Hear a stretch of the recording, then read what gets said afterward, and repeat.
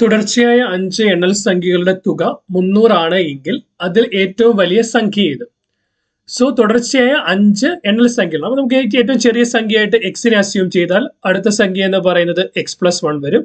അടുത്തതെന്ന് പറയുന്നത് x+2 വരും. അടുത്ത സംഖ്യ x+3 വരും. അഞ്ചാമത്തെ സംഖ്യയായിട്ട് x+4 വരും. ഇതെല്ലാം കൂട്ടുമ്പോൾ എത്ര കിട്ടും? 300 കിട്ടും. മൊത്തം എത്ര എക്സ് ഉണ്ട്? 1, 2, 3, 4, 5. That means 5x plus 1 plus 2, 3, 3 plus 3, 6, 6 plus 4, 10. 10 is equal to 300.